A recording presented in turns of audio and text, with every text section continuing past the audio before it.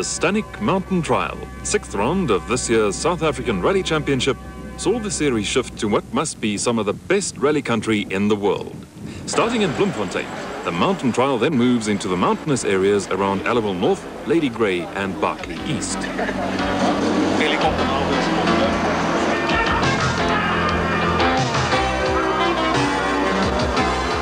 Before the start, with the mayor of Bloemfontein flagging away the first cars, drivers and navigators are relaxed enough to share a joke or two. Ahead of them, however, is Mountain Madness, with the Stanik Mountain Trial traditionally one of the ultra-high-speed events on the South African motorsport calendar.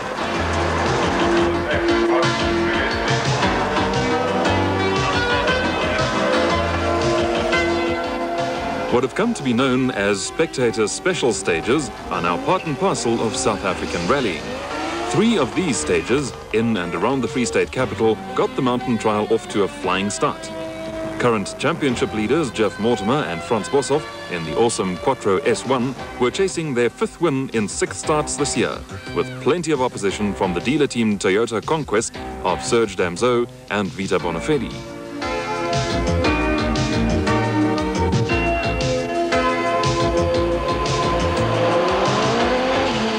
Damso and Bonafedi won the Nissan Rally early in the season, and the Stanik Mountain Trial quickly developed into a battle between the Toyota pair and the Quattro. A tough challenge was also expected from reigning South African champions Hannes Grobler and Piet Swanepoel in the 4x4 Nissan Skyline. Class B, with the Skylines of Grobler Swanepoel, Cassie Coetzee and Wiley Harrington, and Jannie Habig and Martin Botha, up against the Passat Synchro of Nick de Waal and Spotty Woodhead, had the markings of a tremendous scrap.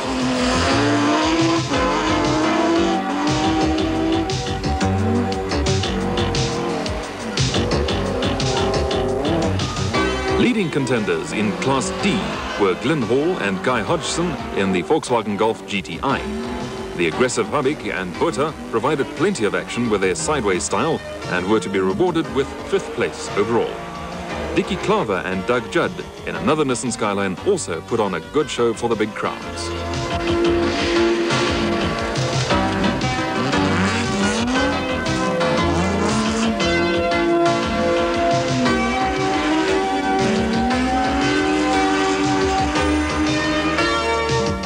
Front-wheel drive expert Johan Evertse, with Steve Harding partnering him in the dealer team Volkswagen Golf, took the honours in Class E and came in 6th overall in a stirring drive. Also in the top 10 were Koos Roos in another Skyline, with Kyalami General Manager Dave McGregor in the hot seat. The pair finished 8th overall and were 4th in Class B.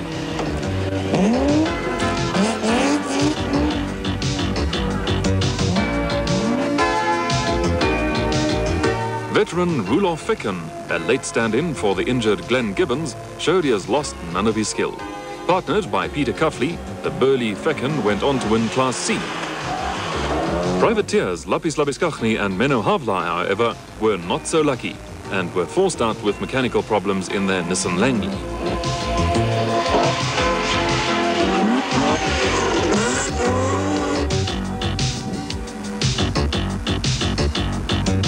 Springboks Eric Sanders and Richard Leek in the dealer team Toyota Conquest were heavily favoured to win Class F.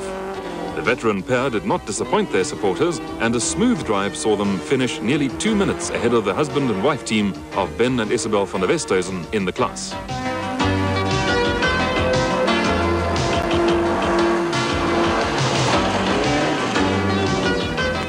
Former racing driver Louis Parsons had a good event in his Volkswagen Golf GTI to finish 10th overall, with the van der Westhuizen 17th in the red Volkswagen City Golf.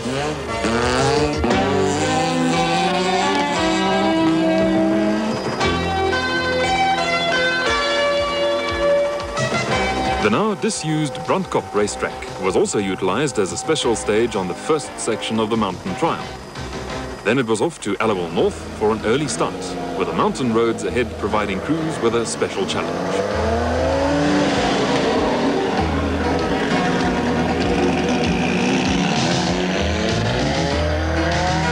First on the menu, however, was another spectator special stage along the banks of the Orange River on the outskirts of Aliwal North. The riverbank stage is provided for some dramatic moments on previous mountain trials and has special significance for Hannes Grobler. A couple of seasons ago, he hit a tree, now appropriately known as Hannes's tree, flipped the car onto its roof and then went on to win the event.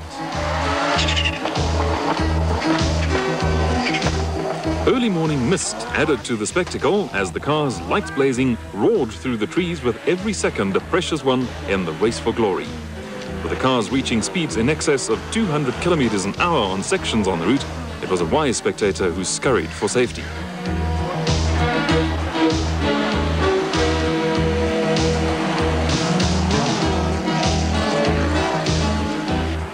There were no mistakes this time from Grobler, but the reigning champion was never able to close the gap on Mortimer and Boshoff in the Audi Quattro, and Damso and Bonafedi in the Toyota Conquest. Mortimer, at 50, the oldest driver ever to win a South African Championship rally, is this year chasing his first South African Rally Championship. Navigator Boshoff, on the other hand, has won the Navigator's title no fewer than 8 times and has more than 50 victories to his credit.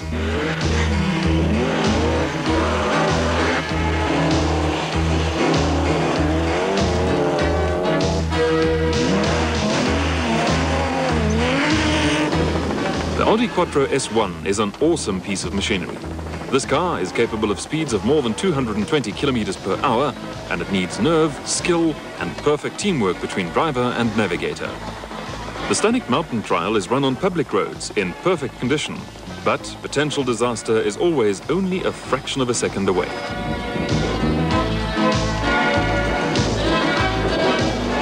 The Deval-Woodhead combination went well in the early stages in the Passat Synchro.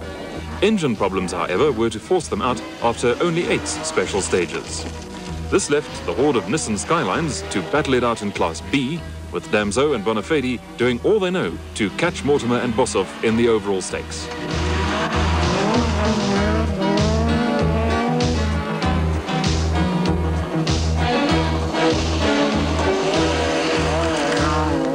Further down the field, there were also some fine duels developing. Some superb scenery provided a perfect backdrop to the unfolding drama, but for the crews, there was no time for sightseeing.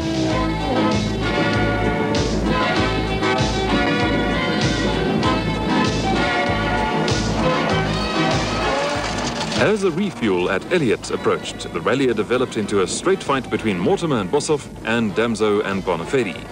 Grobler and Swanepoel were in a secure third, with Coetzee and Harrington and Habig and Botha locked in a superb struggle. At the finish, only 36 seconds separated the two cars, with just 49 seconds separating the teams finishing 4th, 5th and 6th.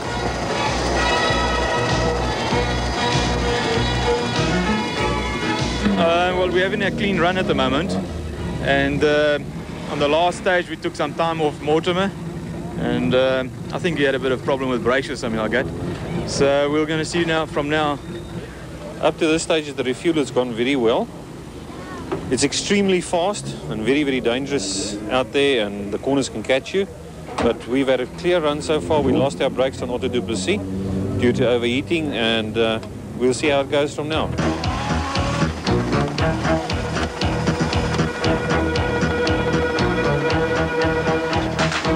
With a daunting Nodeers Nek special stage and the prospect of snow ahead of them, the final section of the mountain trial was set to provide plenty of action. Mortimer and Boshoff were running into brake problems on the Quattro, and it was a question of whether or not Damso and Bonafedi could haul in the deficit in one of the closest events of the season so far.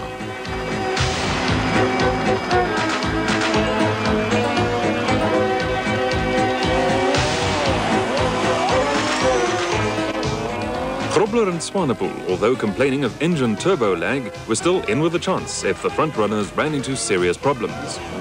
Evertse and Harding in the Class E dealer team Volkswagen Golf were running ahead of cars in the bigger capacity classes and were set to gather in another top 10 finish. Evertse is acknowledged as perhaps the leading driver of front-wheel drive cars in the country and has perfected the art of left-foot braking.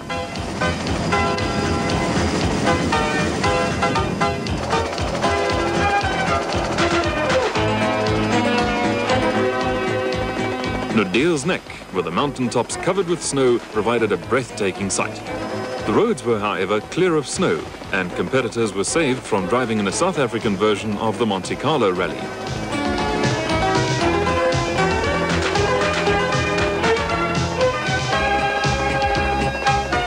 The Stanik Mountain Trial provides crews with plenty of contrast. Ultra-fast sections with the roads wide and smooth suddenly give way to tight and tricky sections with little or no room for error.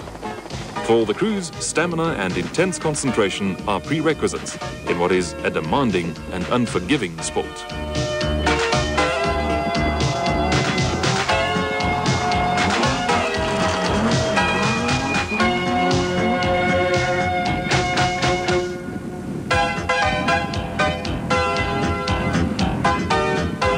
Up front, the battle was still between the Quattro and the Toyota Conquest. Mortimer and Boshoff were still plagued with brake problems, but Damso and Bonafedi were hampered by troubles of their own. They lost vital time via 2 punctures, and at one stage they had to travel 12 kilometers with a flat tire. Behind the leading pair, Krobler and Swanepoel were still in a safe third, with Gutsier and Harrington only just holding off the challenge from Habich and Botha.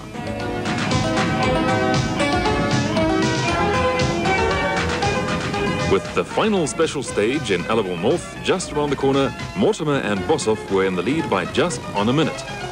It was clear that if Damso and Bonafedi were to snatch a last gasp win, something dramatic would have to happen.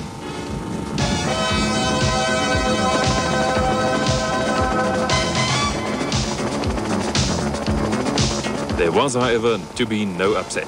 The Quattro maintained its record of consistency, and Mortimer and Boshoff came home by 58 seconds. For the Springbok pair, it was their 5th win of the season. It was close, but the Stanik Mountain Trial is an event that often plays on the mind of even the most hardened competitor. It is ultra-fast, extremely dangerous, and as far as crews are concerned, it is mountain madness. Jeff, the event today, I mean, you chaps ran out of brakes down perhaps one of the most dangerous mountain passes in the country, the Otto du Plessis Pass here in the northeastern Cape. Was that something of a great hazard to you? Exciting, to say the least. I didn't really enjoy it. But how did you overcome this? Well, we had some brakes. We were actually having to use a sort of a manual handbrake device that's in the car. And this gave us some retardation, but we were unable to really go very quickly. You know, and we lost a lot of time. The same approach each year for you, Frans, in this event? Well, you know, Jeremy, this is an event where there are not many instructions. You get onto a big wide road and you go for quite long distances without having to tell your driver anything. But I tell you, there's a lot of nervous tension in it because you're going very, very quickly on these stages. And you get a bit anxious at times. Yeah, but I think overall you'd be pleased with Fred Froman, the clerk of the course, the way he's chosen the route. Oh, indeed. It's a magnificent rally, you know. It's really the quickest of the season, and it's a very exciting one. Our tyres we're using, unfortunately, are very soft to the sidewalls. Like the Audis, they use a special sidewall tyres, so you can cut corners and things like that with them. Yeah. Now, Vito, you had a special message for Serge today in these very fast sections.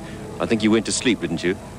Well, actually, it's actually so quick and sometimes slightly frightening, so there wasn't time to nap.